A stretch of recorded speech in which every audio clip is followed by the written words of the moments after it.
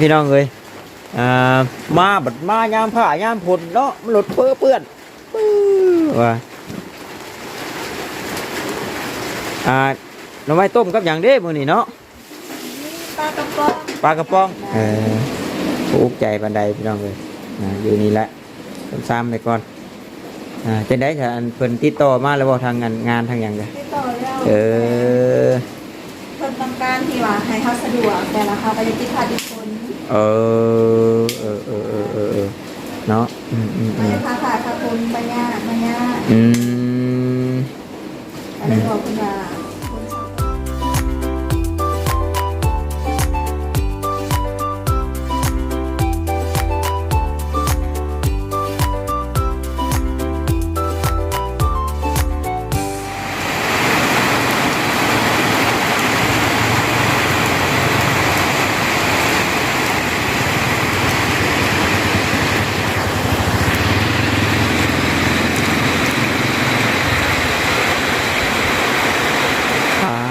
โถเนาะพี่น้องตกเบิดมือเบิดเว้นพี่น้องเลย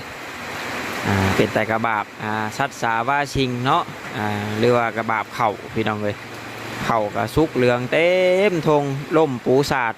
เปื้อโยสิออกงอกออกแนงน้ำเลยก็มีจังได้เฮ็ดกินอย่างเด้ทั้งนั้นบัดนี่บนไม้ตบเนาะหน่อไม้ต้มเราเบิ้งจันพี่น้องเอ้ยหน่อไม้ต้มหน่อไม้ปึ๊บสุกแล้วบ่ปึ๊บเอ้ยโธ่เบิ่งแน่พี่น้องอยู่ใส่กันลำบากเนาะเต่านางอุ้ยเนาะเอาสบายดีเด้อเต่านางเด้อเนาะนี่แหละพี่น้องเอ้ยมาบัดมายามผ้ายามผลเนาะมันหลุดเปื้อนว่าหน่อไม้ต้มกับอย่างเด้มื้อนี้เนาะปลากระป๋องหัวไข่ไม้ต้มนั่นละของแซ่บป่นอาหารอีสานบ้านเฮาลอยก่อนจะไปพูดเราบ้าบันนี้ไปเดี๋ยวเนาะอุ้ยเจ้าจะเฮ็ดซอสได้เด้อลาดตั้มก้นขี้นางดินไปนี่หมอได้บริกินนี่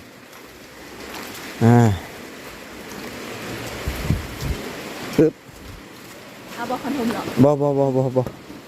อันนี้แหละหมดเลย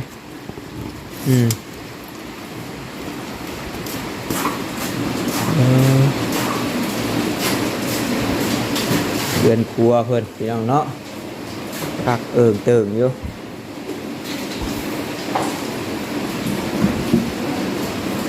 ม่วนอยู่บ่สาวนางอยู่พี่ใครแน่อยู่เนาะ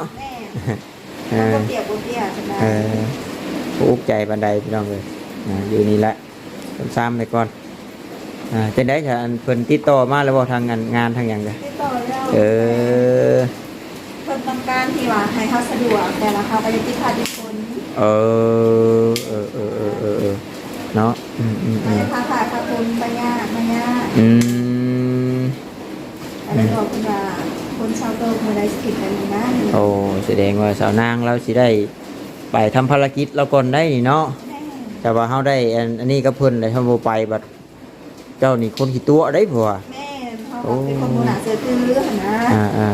สมัครเรียกจนว่าตกลงกันแล้วจนว่าเรียบร้อยไปแล้วทำมีสังดับไปจำใจจำเป็นเด้อจ้ะพี่น้องเนาะเขาก็อยากมีสัจจะพ่อสัจจะของเขาจะเนาะไปแล้วจะขึ้นไปนั่งคุยกันอยู่เทิงเนาะเอาตามสบายชาวนั่งเลยเนาะไปพี่น้องเลยให้ชาวนั่งเพื่อนปอกเนาะไม่แล้วแป๊บหนึ่งจังพบพ่อกันนั่งโอ้ล้มกันอยู่เทิงพี่น้องเนาะที่เรียนมาได้ที่เราเนาะกับที่ทางโรงงานคนกับคนมาประเด็นทั้งนั้นก็คือลูกผัวเนาะในนี้ที่เราท่านเนาะที่ตัวลูกผัวอะไรนะที่เราที่ตัวลูกผัวนี่เราได้ทางน้องคนได้คิดหมอกสอบกับเขาเลยคิดมาส่วนเศร้าทางเลยเรียงสะก้อนเนาะที่น้องเลยมาส่วนเศร้าอย่างนี้แบบนี้เขามาได้ที่งาน ไทยก็เลยวันอยากมาถามว่าทางน้องนางเป็นไปได้คือโบไม่อยู่พิมพ์เนาะที่หาน้องที่นะ ตัวได้อยู่ในเวียงสินะ ก็เป็นมาจากไหนเนาะลองเราสูงฟังรู้เนาะ คือปัญหาใจเพิ่มเติมอีกเป็นอะไรเนาะน้องนางนะ ก็มีแต่ว่าอยากอยู่ในไว้นอกก็ได้มาหาเพิ่นเหมือนก็ดีนำเฮาแต่ว่าเพิ่นก็มีครอบครัวของเพิ่นลูกเต้าของเพิ่นก็หลายเฮาก็บ่อยากรบกวนเพิ่นแบบนี้นะจังเลยว่าไปหาสู่ของเฮาเบิ่งไว้นอกเพิ่นก็เบิ่งก็แย่งเฮาอยู่เดี๋ยวไปรบกวนเพิ่นมันก็ลูกเต้าเพิ่นก็หลายคนแล้วเป็นอันให้เพิ่นอีกบ่ให้เพิ่นมีว่าอันนี้นำเฮาก็เลยแบบเลือกสีมาอยู่แบบนี้บริพิษบริให้กันที่แม่บริพิษบริให้บริเทียมกันเพิ่นก็บริกินบริป้าเฮาไปแล่นหาสู่เพิ่นได้ต่างแต่ว่าเฮานี่เก่งอกเก่งใจเพิ่นนะบ่เพิ่นทีมเพิ่นป้าเฮาเพิ่นก็บ่ทีมเฮาแค่ที่น้องเพิ่นก็บ่ได้เคยปะเนาะที่ผ่านมานี่เพิ่นบ่แย่งมาตลอดบ่แม่เพิ่นเบิ่งแย่งเฮาอยู่แต่ว่าเฮาก็เห็นเพิ่นเบิ่งแย่งเฮาลูกเลยจังกินใจเพิ่นหลายแม่แต่เฮาเพิ่นแย่งเฮาหลายกับลูกเต้าเพิ่นดีเฮาก็คิดเองเฮาหั่นแหละบ่ได้ว่าจังได๋เนาะแต่ว่าเฮานี่คิดเก่งใจเอง แม่เก่งใจเฮาเองครอบครัวไผครอบครัวมันเนาะเลี้ยงใหญ่บ่เป็นจักเทื่อก็บ่ไหวเด้เนาะได้ติดต่อหากันที่บ่ดูว่าเนี่ยเป็นเวียกเป็นงานจังเป็นเวียกเป็นงานเฮาจังติดต่อหาเพิ่นถ้าว่าบ่มีเวียกมีงานแบบนี้ซ้ำใดซ้ำหนึงเฮาก็บ่ได้สู่ติดต่อกับเพิ่นก็แล้วว่าเฮาก็บ่ได้เอาเรื่องส่วนตัวของเฮาไว้เพิ่นฮู้หลายนะเพิ่นก็มีครอบครัวของเพิ่นบ่อยากเพิ่นลำบากใจนำเฮาอันนี้เฮามีปัญหาอะไรเวียกให้เพิ่นนั่นเนาะแม่นสบายใจนำเฮาแม่นแบบที่ผ่านมาก็คือว่าเอากับเพิ่นเบิ่งเพิ่นแย่งดูแลมาตลอดบ่ได้ว่ามีหยังเนาะเกี่ยวกับพี่กับน้องคือติดต้องตลอดกันมาตลอดคือมันหักแพงกันอยู่เนาะแม่เบิ่งแย่งมาตลอดเนาะเดี๋ยวมาเพิ่นแต่ว่ายังความจริงใจของเฮาเลยว่าผู้ใจก็มีเวียนก็เลยมาขอสอนเพิ่นก่อนสร้างให้ว่ามันมีทางออกแม่เพิ่นสร้างมีทางออกทางไปของเฮาแบบนี้นะเพราะว่าจุงข่อยก็ไม่ได้ถามเรื่องพี่เรื่องน้องมันอย่างร้ายมันนะก็เลยเห็นเพิ่นโทรมาว่าไปถามเบิ่งก่อนให้มันหายของใจแม่นสาวนางเราตัวประจักษ์ว่าซั่นโอ้แม่โอ้แสดงว่าเจ้าก็มีพี่มีน้องหลายอยู่เนาะความเก่งอกเก่งใจของเฮานี่แหละแต่ว่าโบกะไปประเสริฐหน้ากับเพิ่นที่ผ่านมาเพิ่นก็ช่วยเฮาเนาะแม่เพิ่นช่วยเฮาหลายสิ่งหลายอย่างอยู่แต่ลายอยู่แบบเขาก็ไปแต่คนต่างอยู่คนละจุดเลยแม่ว่าเขาย้ายไปบ้านนี้นะเงินมาทำนะว้าวเลยเนาะถ้าสิเว้ามาพี่น้องทั้งพ่อพี่น้องทั้งแม่เนาะทั้งป้าทั้งลุงบ่อึดเด้ว่าญาติพี่น้องนี่ก็มีเนาะแต่ว่าเพิ่นครอบเพิ่นเฮาสิอาศัยเพิ่นแบบตลอดไปมันก็บ่ได้เนาะเพราะว่ายามเฮาตกทุกข์ได้ยากมาเพิ่นก็เคยเบิ่งเคยแยงเพิ่นก็เคยช่วยเฮาอยู่พอเฮามีไม้มีมือแน่พอเฮาก็มีครอบมีครัวเฮาแน่เฮาก็หาด้วยตัวเฮาเองเนาะพี่น้องเอาเข้าใจนำกันเด้อซั่นเนาะแต่ว่าจังได๋ถ้าคือเห็นแม่ตู้บ่คือแม่ใหญ่เพิ่นว่าโอ้ยหลานนอนอยู่ชั้นลีบ่ซั่นกลางคืนก็ฝนตกฝนซนที่ก็เข้ามานอนพี่เหรอเอ้ยเนาะเพิ่นอุกใจได้เห็นหลานนอนไว้ซั่นก็บอกว่าบอกคืออย่าบอกเพิ่นว่าบ่ให้อุกใจไปก็บ่ได้นอนอยู่ตากแดดตากหมอนซั่นดอกเนาะคือเบาต้าเว้าแหละคำว่านอนในผีประสาทน่ะมันก็หัวข้อคลิปเนาะแต่ว่าเรื่องคำมาแล้วเจ้าสิมานอนพี่ก็ไปสิให้เจ้าเพราะว่าเอ้ยเวียงก็บ่ได้อีหยังเจ้าเด้คือเอาที่ซาดเราดินของเอ้ยเวียงนี่มันติดกับประชาแล้วก็นี่แกประชานี่ดินตัวนี้มันติดกับประชาเลยติดต่อมาจากไอเวียงไปนี่เลยคือว่าทางน้องนาเป็นไปยูฮันเนาะไปยูฮันคือว่าทุกคนร่วมกับเขามากก็ได้ทั้งเรื่องเบิ้ลกับบริวารยังไงเพราะว่าอันนี้อยากให้น้องนาเป็น มีความเกรงใจเองเพิ่น ก็เลยแบบว่าบ่อยากรบกวน ก็คือว่าเวียงนี่ก็เฮาคนตกพาลมแห้งก็ขับก็คือทำก็หุบลูกหุบเตามานอนน้ำเพิ่นเฮาก็ไปบ้านยาทานเพิ่นค่ะว่ามันอากาศแดดเนาะมันแบบว่าบ่มีพาไปลงเฮาก็พาลูกพาเตานอนอยู่หั่นเฮาก็เลยว่าหยังเนาะเกรงใจเพิ่นก็บ่แม่นว่าฝนตกแห้งสำใดเฮาก็สิหมุนอยู่หั่นก็บ่แม่นเฮาก็ผูกมาคออาศัยเพิ่นอยู่เพิ่นก็ พอข่อยสิเว้าก็ย่าน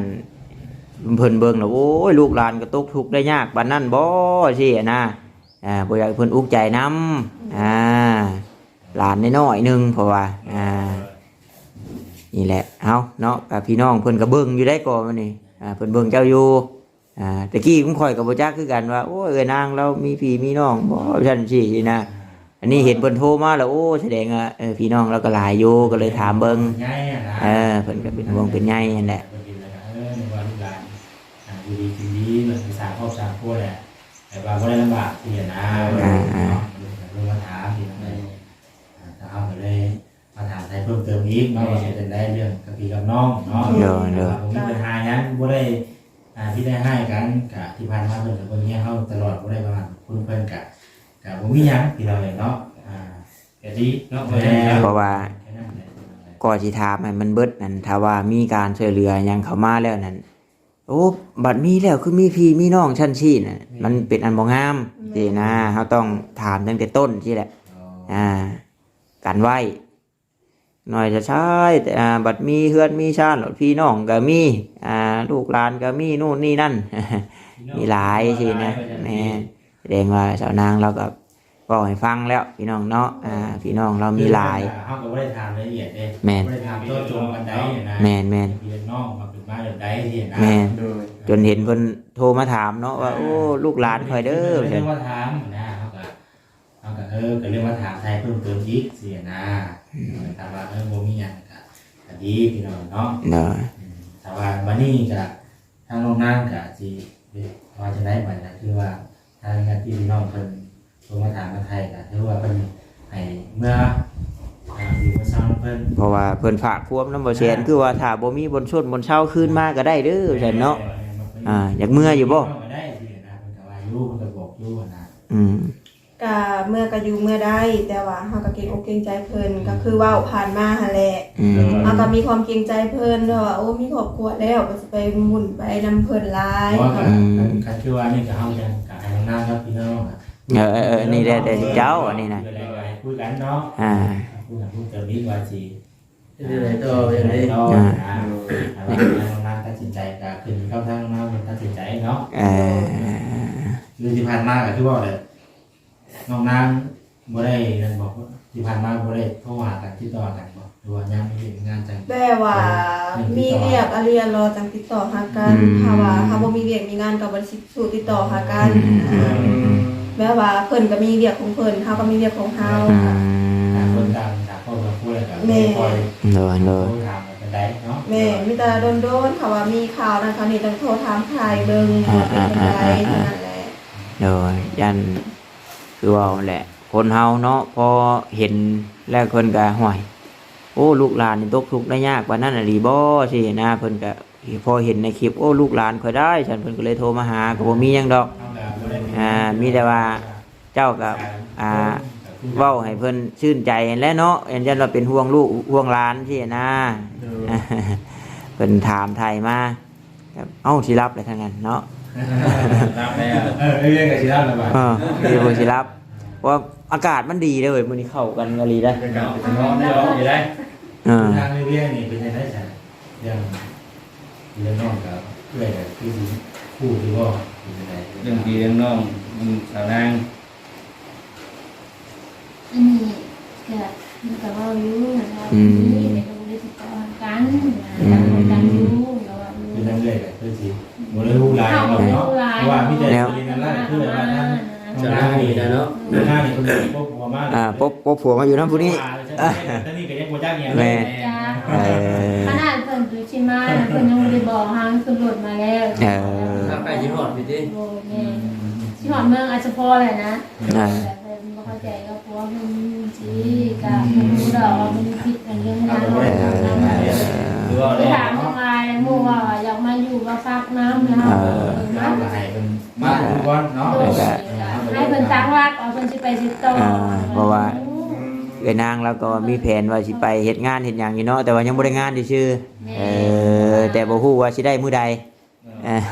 เคยแบบว่าลำบากมาก่อนนั่นล่ะแล้วหมู่ก็ตาดำๆคือกันโทรมาว่าเฮาเอาเฮาเด้เฮาอยากไปผักเสาอยู่เฮือนเจ้าเฮาบ่เข้าใจกับผัวนี่บ่ฮู้นำเพิ่นหรอก บ่ได้ถาม เดี๋ยวว่าดูก่อนเนาะเดี๋ยวซอยแรกก็ซอยไปก่อนเนาะ โดย ก็มาติดโตเพิ่นนั่นแหละเอ้ยนี่ยังเขานั่งจำป้าเขาก็มากินอยู่เอ้ยไม่ว่าเพิ่นเลยได้บ่ได้ว่าเอ้ยก็เคยมาก่อนแล้ว หมู่กูมาอาศัยเนาะให้อยู่ให้กินไป ใช้กันได้ แน่เนาะให้ได้จะเพิ่งผ้าใส่กัน ในยามลำบากเนาะ เพิ่มกันแนมนี่เพิ่มแง้มได้ว่าซั่นเขาบอกว่า เพ ได้ ราะว่าเพิ่นได้เพิ่นจะไปใส่ต่อก็แล้วแต่เพิ่น โดย เพราะว่าถ้าว่าหมู่ได้งมได้งานแล้วก็ไปก็ไปเนาะบริตีบริวานี่แหละพี่น้องก็จังว่าถามกันให้มันเข้าใจกะคักพอบ่อยากให้มันผิดพลาดมาคือแบบว่าเคสอื่นๆแบบว่าผู้ใหญ่เพิ่นช่วยแล้วเพิ่นเสียมุกเสียใจนำสินะซอยแล้วบัดบ่แล้วบัดคือว่าปัญหาตามมาโน่นนี่นั่นสินะ หลายจริงหลายอย่างว่าซั่น ก็เลยแบบเอาให้มันคักๆซะก่อนว่าซั่นเนาะสิไปแบบใดสิมาแบบใดมีแบบนั้นแบบนี้ก็ให้ว่าให้มันเบิดโลดสินะพี่น้องมีก็ให้ว่ามีโลดพี่น้องบ่มีก็ให้ว่าบ่มีแต่บัดนี้ได้ยินชัดเจนแล้วพี่น้องเนาะว่าพี่น้องมีหลายพี่น้องเนาะแต่ว่ามันครอบครัวไปครอบครัวมันก็เพิ่นก็บ่ได้ให้บ่ได้เครียดดอกแต่ว่าคนเฮาแม่นบ่เพราะอันนี้เฮาก็ไปหาในทางแบบของเฮาเนาะอีหยังก็โอ้ยเอ้ยหยังเอ้ยอ้ายเอ้ยเนาะป้าเอ้ยลุงเอ้ยมันก็บ่ได้เนาะแต่ที่มันบ่ได้ว่าเดี๋ยวเนาะเฮาได้คิดอีเฮา แม่นคิดแล้วใหญ่เลยขนาดเนาะ โอ้เอ็งเว้าแทงกุกโคกมาพี่น้องเอ้ยเนาะสั่นเนาะไปพี่น้องเอ้ยก็ผู้คนก็มาเลยเนาะโคตรโก้เลย เฮาไปแต่ที่มันคือต้องให้ เสียงพ้นพี่น้องเนาะฟังหน้าบ่ได้ยินหลังเลยได้นี่เนาะเดิน ผู้เรื่องการเนี่ยเขาคือของให้หลายๆคนเนาะ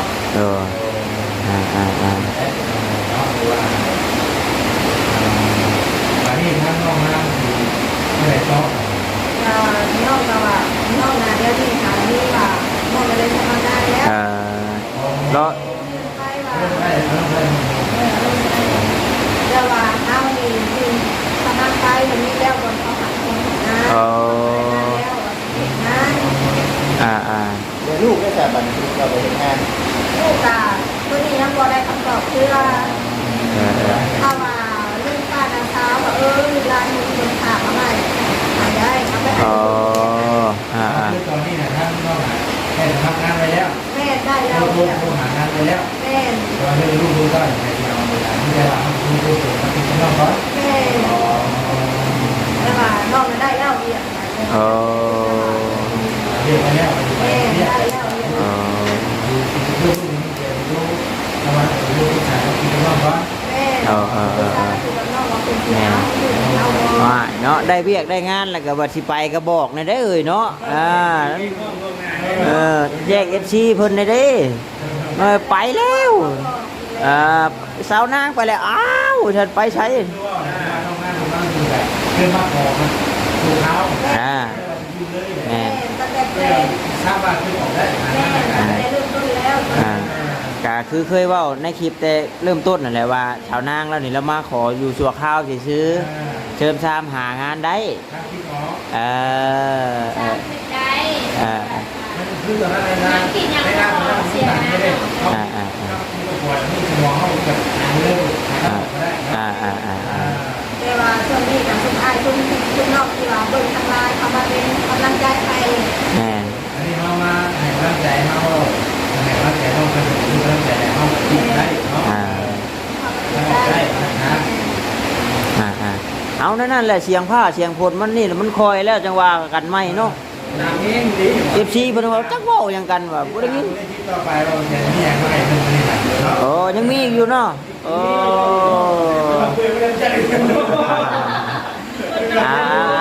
เอาสบายดีเจ้านั่งโดยเอาสบายดีเด้อเจ้าเด้อโดยป้าจ้าพี่น้องเลยเนาะโอ้ยเนาะไปใช้มันคน ว่าเนี่ยฝนตกแล้วมันสิไปใช้ได้บ่ว่า เมื่อ โอ้ จะได้ เนาะผ้าลงฝนตกไปเลยได้พี่น้องเอ้ย มีคนอยู่ให้เราว่าจะต้อง นะเปียกเบิดบ่แล้วเว้าเอาจักดีเลยพี่น้องเอ้ยนี่แหละเนาะมื้อนี้อาจจะได้ถ่ายคลิปสาวนางเป็นคลิปสุดท้ายพี่น้องเอ้ยเนาะเพราะว่าสาวนางเราว่าเราสมัครเวียกเพิ่นติดต่อมาอยู่ได้ฉันเพิ่นว่าเพิ่นรับแล้วเนาะเราอาจจะได้ไปเฮ็ดเวียกก็แต่ว่ายังบ่ฮู้ว่ามื้อนี้หรือว่ามื้อใดดอกแต่ว่าว้ายแต่ว่าฝนหยุดฝนเช้าอีกทิศนี้หรือว่าทิศหน้าเราไปก็อาจจะบ่ได้มาได้ฉันพี่น้องเอ้ยเนาะโอเคพี่น้องเอ้ยประมาณนี้แหละพี่น้องเนาะสบายดีเด้อพี่น้องเด้อบ๊ายบาย